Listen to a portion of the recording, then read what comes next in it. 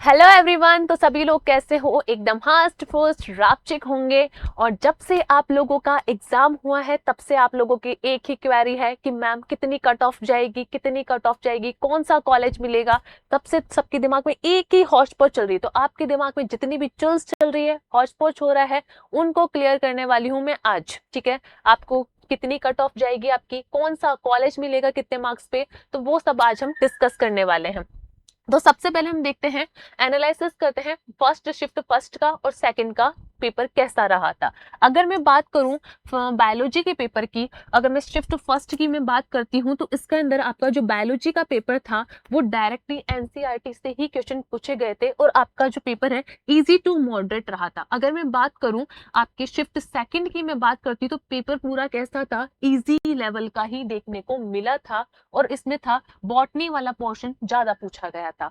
ठीक है, नेक्स्ट अगर मैं बात करूं केमिस्ट्री की तो शिफ्ट फर्स्ट का जो पेपर था वो इजी रहा था केमिस्ट्री का, और शिफ्ट सेकंड का पेपर आपका मॉडरेट लेवल का देखने को मिला था।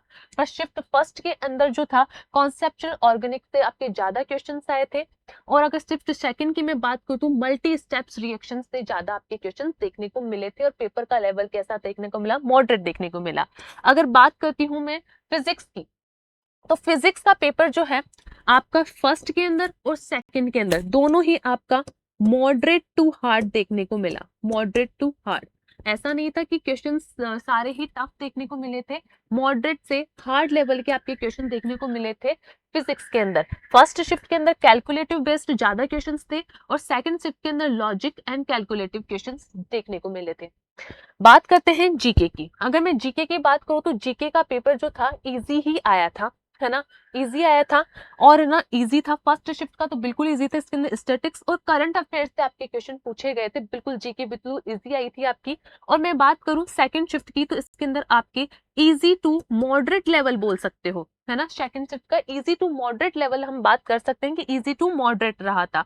और वर्बल लॉजिस्टिक रीजनिंग आपके क्वेश्चंस देखने को मिले थे और जीके आपकी बिल्कुल इजी थी। ठीक है ना, ऑल ओवर। नेक्स्ट अगर हम बात करते हैं, एनालाइज करते हैं कि आपके अगर सब्जेक्ट के अकॉर्डिंग मैं आपको बताऊं कि आपका जो बायोलॉजी का पेपर था वो मोस्टली आपका एनसीईआरटी ही पे ही बेस्ड था, और 11th 12th की जो थे एंड 11th 12th की जो आपकी एनसीईआरटी है उसी के बेस्ड पे आपका पूरा क्वेश्चन देखने को मतलब पेपर देखने को मिला बायोलॉजी का। इजी ही लेवल था इसका, इजी टू मॉडरेट बोल सकते हैं। ठीक है, अगर मैं बात करूं फिजिक्स की, फिजिक्स के अंदर आपके कैलकुलेटिव था और ये आपको बोल सकते हैं फिजिक्स आपकी मॉडरेट टू हार्ड बोल दो। ठीक है, मॉडरेट टू हार्ड था, कैलकुलेटिव बेस्ड आपके ज्यादा क्वेश्चंस देखने को मिले। तो हो सकता है क्योंकि ये फिजिक्स की पेपर के अंदर दोनों ही, वैसे शिफ्ट के अंदर तो दोनों ही शिफ्ट के अंदर हार्ड मॉडरेट टू हार्ड देखने को मिला, पर ऐसा कंपैरिजन के अकॉर्डिंग सेकंड शिफ्ट का जो पेपर है वो थोड़ा टफ देखने को मिला, तो इसलिए थोड़ा नॉर्मलाइजेशन हो सकता है ना। बात करते हैं केमिस्ट्री की। केमिस्ट्री का पेपर आपका मॉडरेट लेवल का था। ठीक है, मॉडरेट लेवल का आपका केमिस्ट्री का पेपर था। ऑर्गेनिक था, organic to inorganic balance ratio था कि ऐसा नहीं था कि ऑर्गेनिक से ही ज्यादा क्वेश्चन आए, इनऑर्गेनिक से बैलेंस रेशियो देखने को मिला था आपके पेपर के अंदर। ठीक है, तो ये तो बिल्कुल इजी टू मॉडरेट था, ये आपका मॉडरेट टू हार्ड देखने को मिला और आपकी केमिस्ट्री मॉडरेट लेवल की देखने को मिली। ठीक है, ऑल ओवर अगर मैं पेपर की बात करूं तो आपका जो पेपर का लेवल था एग्जाम का, अगर मैं बात करूं एग्जाम की, अगर मैं बात करूं ऑल ओवर, है ना, तो आपका जो पेपर था वो मॉडरेट लेवल का हम बोल सकते हैं कि मॉडरेट लेवल का था ऑल ओवर। ठीक है, नेक्स्ट अगर हम बात करते हैं आगे, हम बात करते हैं जीके एंड लॉजिकल रीजनिंग की। अगर मैं बात करूं तो मैं बात करती हूं रीजनिंग की। रीजनिंग की आपके मिक्स्ड देखने को मिले थे फर्स्ट शिफ्ट के अंदर, कुछ क्वेश्चंस जैसे ट्रिकी टाइप के देखने को मिले थे, ब्लड रिलेशन टाइप के क्वेश्चंस देखने को मिले थे। करंट अफेयर्स की मैं बात करूं तो बिल्कुल सेकंड शिफ्ट के अंदर जो है रीजनिंग के क्वेश्चन 3 क्वेश्चन देखने को मिले थे, जीके के क्वेश्चन ज्यादा देखने को मिले थे, पर जीके जो थी इजी थी, आपकी करंट अफेयर्स आई थी इजी लेवल की देखने को मिली थी। ठीक है, जैसा कि अभी हमने डिस्कस किया था। नेक्स्ट जो मोस्ट इंपॉर्टेंट, जो तब से आपके दिमाग में मेन जो चीज चल रही है, cut off cut off cut off. तो हम कट ऑफ देखते हैं कि आपकी इसके अंदर देख सकते हैं, अगर जनरल की अगर मैं कट ऑफ की मैं बात करती हूँ तो जनरल की कट ऑफ जा सकती है 72 से 75 के बीच में रह सकती है। ठीक है, अगर मैं बात करूं ओबीसी की कट ऑफ की तो ओबीसी की कट ऑफ आपकी रहने वाली होगी 66 से 68 के बीच में रहेगी। ठीक है, नेक्स्ट अगर मैं बात करूं ईडब्ल्यूएस की तो ईडब्ल्यूएस की जो कट ऑफ है तो 63 से 65 के बीच में रहेगी। अगर आप ईडब्ल्यूएस कैटेगरी से तो आपकी कट ऑफ 63 से 65।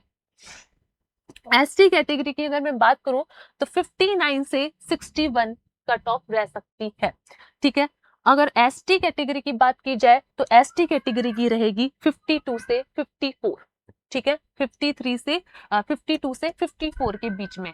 ये तो थी आपकी एक्सपेक्टेड कट ऑफ। ठीक है ना, इसके अंदर +2 या +2 या तो प्लस हो सकता है या +2 माइनस हो सकता है। ठीक है ना, एक्सपेक्टेड है ये, है ना, इसके अंदर +2 या -2 हो सकता है इसके अंदर। ठीक है, अब बात करते हैं हम आगे आपके इसकी कि एम्स के बात करते हैं, जो आप लोग कब से पूछ रहे थे कि इतने मार्क्स पे ये वाला एम्स मिल जाएगा क्या, तो वो भी आपकी मैं क्लियर कर देती हूँ। ठीक है, तो सबसे पहले हम देखते हैं आपके पास टोटल है 1366 सीट्स है आपके पास में। अगर आपको एम्स दिल्ली चाहिए, एम्स दिल्ली चाहिए तो एम्स दिल्ली के अंदर टोटल सीट्स है 96। कितनी सीट है? 96 सीट है एम्स दिल्ली के अंदर।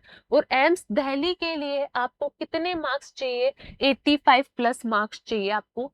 ठीक है, अगर आपके 85 या 85 प्लस मार्क्स आ रहे हैं और आपको एम्स दिल्ली चाहिए तो मिल जाएगा।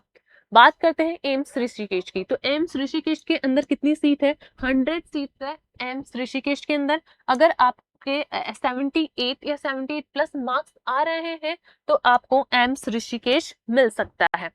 बात करते हैं एम्स जोधपुर की। एम्स जोधपुर में भी कितनी सीटें हैं? 100 सीटें हैं एम्स जोधपुर के अंदर भी, पर इसके लिए आपको मार्क्स कितने चाहिए? 74 प्लस मार्क्स आपको चाहिए। एम्स जोधपुर चाहिए तो आपको कितने मार्क्स की जरूरत होगी? 74 प्लस मार्क्स की आपको जरूरत होगी। नेक्स्ट हम बात करते हैं एम्स भुवनेश्वर की। अगर मैं एम्स भुवनेश्वर की बात करूं तो एम्स भुवनेश्वर में कितनी सीटें हैं? 75 सीट है एम्स भुवनेश्वर की, और इसके लिए आपको चाहिए 70 प्लस मार्क्स। एम्स भुवनेश्वर के लिए 70 प्लस मार्क्स चाहिए। नेक्स्ट हम बात करते हैं एम्स नागपुर की। एम्स नागपुर में कितनी सीटें हैं? 70 सीट्स है एम्स नागपुर के अंदर, और आपको एम्स नागपुर के लिए 67 प्लस मार्क्स चाहिए। अगर आपके इसके अकॉर्डिंग मार्क्स आ रहे हैं तो आपको ये एम्स मिल सकते हैं।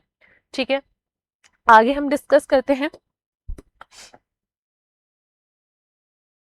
स्कोर की। ठीक है, स्कोर की अगर हम बात करते हैं, आपकी टोटल सीट्स कितनी है?